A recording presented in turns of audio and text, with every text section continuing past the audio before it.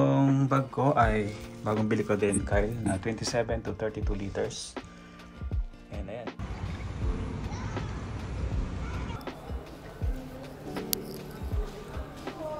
So, madalas ako dito sa West Coast Park pag may gagamitin akong bagong camping gear. Especially itong 3 full gear na poncho tarp. First time ko itong gagamitin. Yun, excited na akong gamitin itong bagong camping gear ko. Ayan o. Ito na rin yung bago kong bag. Napakagaan. Nasa 500 grams lang. Sa ngayon wala pa ako kasing tent. Binenta ko na yung Nemo Dagger ko.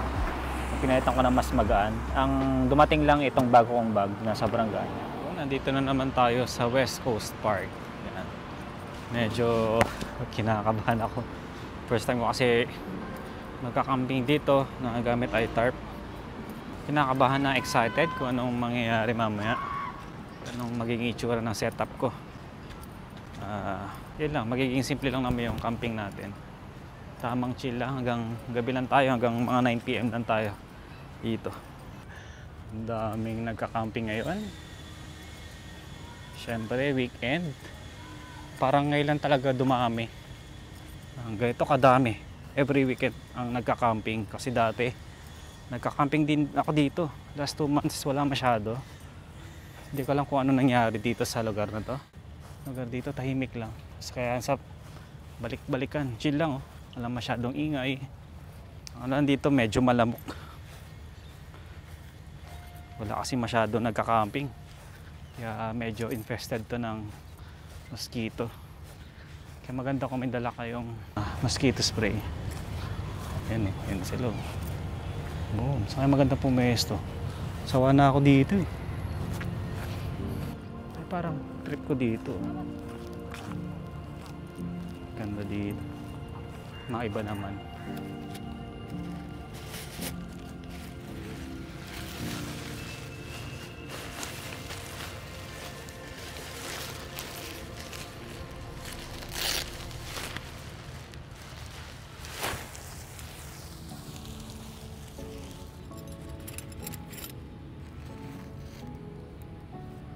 So yan yung poncho tarp. Ganyan lang kalaki yan. Tapos ito yung skirt train ko. Ginawa ko ng footprint para sa bag ko para hindi mabasa. Yan, simulan na natin magtayo ng tarp shelter. First time ko to.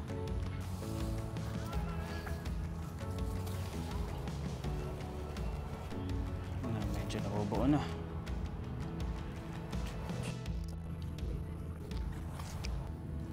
So bale nag-manual tot hitch line ako. Nag-manual na lang ako. Ayan o. Ayos ba? Itong tali na to ay Dyneema. Maganda dito sa Dyneema na to pag nabasa. Hindi nag-stretch. So nagdala ko ng extra raincoat. Ito yung magiging extra footprint ko dito. Para sa bag. Ayan. Diba?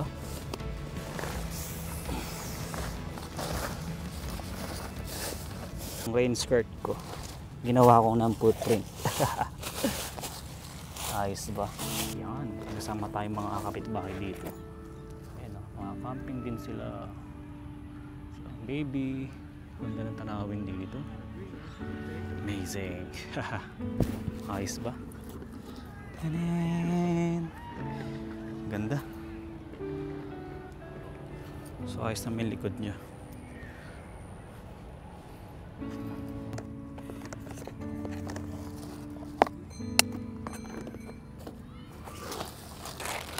Tapos may mga pagkain ko.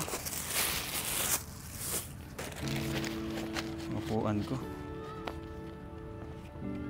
Yes. Yan, email na tayo. Tapos si Sinchan.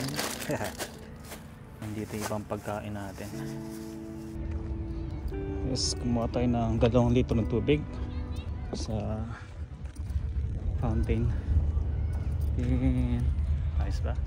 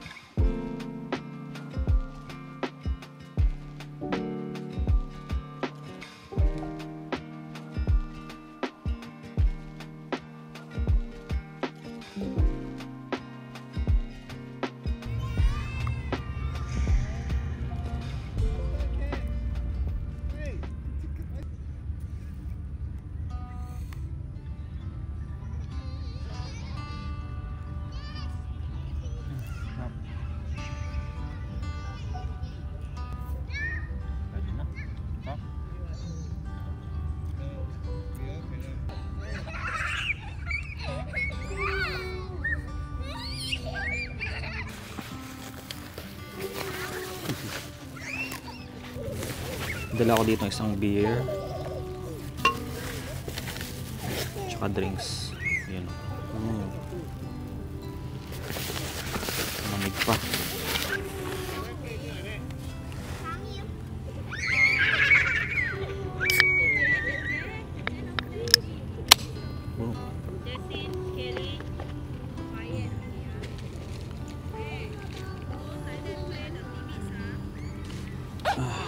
Sarap.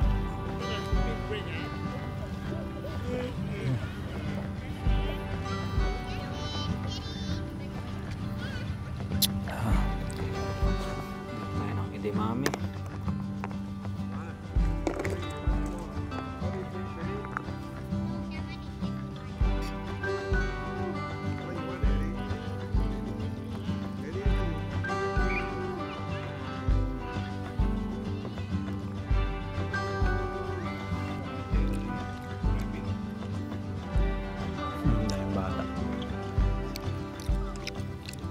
Edamame.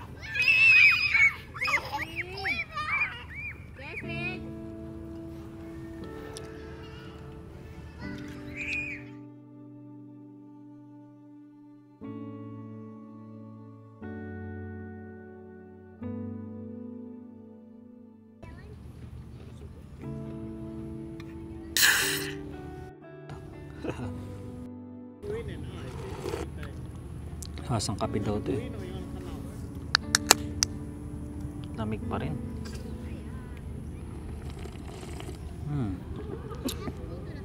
Lasang kape nga. Sarap. Connors. Amazing. Tapos Shinchan original.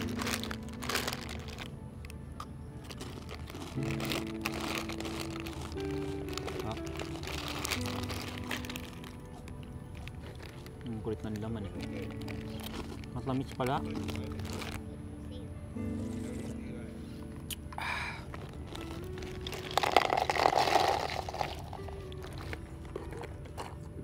May sticker. May sticker oh. Kala ko silica gel.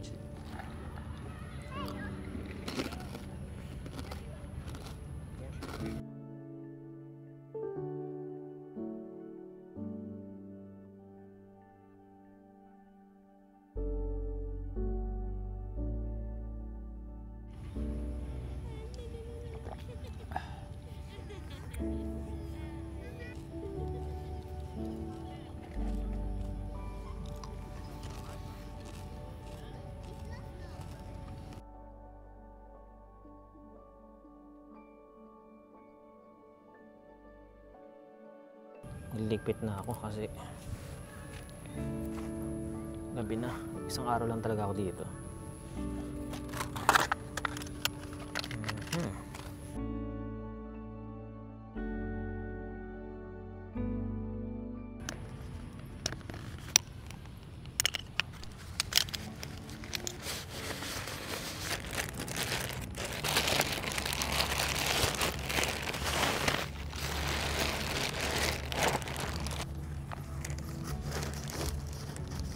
So bali ito yung skirt rain ko. Yan, papakita ko sa inyo yung itsura. Yes, ganyan oh. Pag ganyan yan, para kahit nakapayong ka lang, meron kang protection sa lower part ng yung katawan. Yan. So yan, kahit nakapayong ka lang, kahit di ka na mag raincoat, protektado. At tapos pwede pa siyang gawing footprint. So bibili ako ng mga gamit na multi-purpose talaga para sulit. Ganyan lang. Tanggalin na natin siya.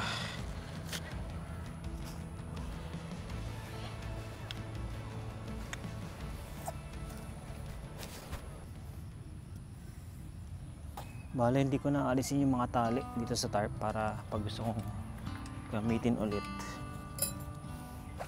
hindi ko na siya itatali ulit. Mas madali na. So, tas itong pole na to, ito yung lightweight pole. Carbon to. Kaya maganda siyang dalhin, napakagaan. Yan o, gaan lang yan.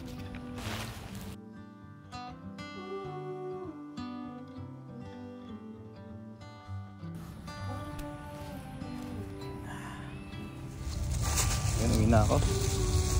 At alas 9 na ng gabi. Salit lang tayo doon sa West Coast. Sinubukan lang naman natin yung bagong camping gear natin. So after 1 month makapag-camping din. Ayos din pala. Lightweight. So less than 5 kilo na itong dala ko. Saya.